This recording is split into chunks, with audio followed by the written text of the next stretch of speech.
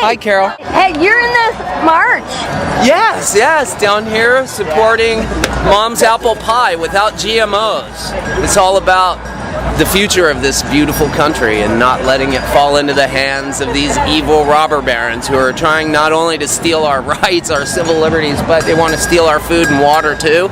Now they're already taking our houses and stuff like that. Pretty retarded. Hey, you look terrific. Thank you. This is Mike Cliff. He's one of the original occupiers, and he's at this Monsanto Global Day of Action against Monsanto. Hey! Dueling cameras. Don't use that. You know, my thing today, is part of a global day of action against Monsanto, but it's not just Monsanto today, it's all these corporations all the time. And my group, Occupy Veterans San Francisco, wants to optimize veterans' experience so that we can continue to defend the voice of the people. We want to make sure that people are safe, and we want to increase the awareness of the facts that companies like Monsanto have a long history of debilitating human bodies and lives through the Agent Orange program, through pesticides. This is important stuff, and it just is.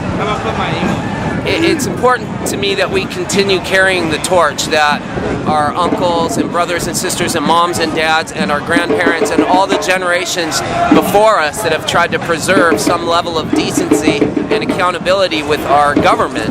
And they're using food, they're using internet restrictions. All of this is to weaken people.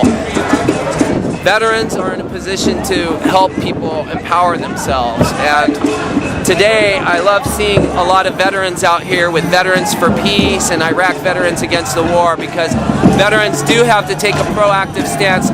Our fight is not for corporate interests under the compliance of the government and the military.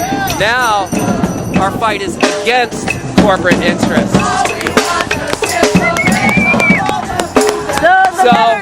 Our job is to defend the people, to make sure that the people continue to have a voice and continue to have a means of expressing that voice.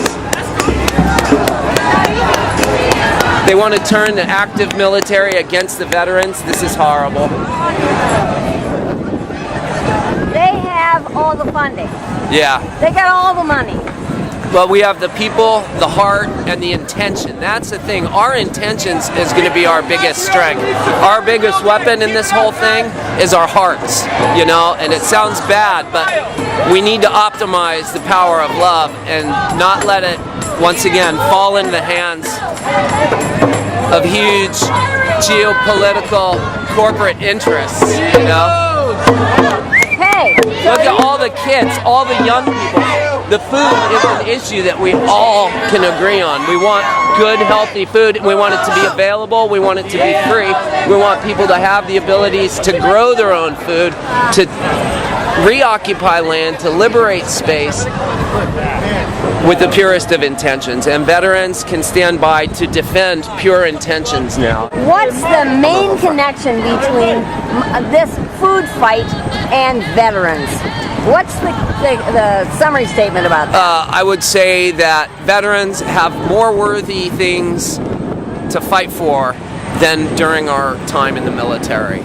So once again, we're acting autonomously, and we're coming from a liberated and pure intention. We're not being paid to damage other people's lives and environments. Now we have the ability to take the qualities of service that I often fall back on. For me, that's the biggest thing, is that the veteran can recompost their experience into defending the people for the right things. So they're making the shift from a warlike stance to a peace-like stance. Yes, yeah, for That's sure. the key right there. We're tired of conflict. We're tired of struggle. We're tired of You're healing fighting from it. and You are hurting. actually healing from that. Yeah, You. this is a wonderful way for veterans to get involved with political activism. Is a great way to re-engage your heart after the military tried so hard to destroy your heart. And it is a wonderful way to heal because you're remaining proactive, you're indulging in healthy activities, you're exercising.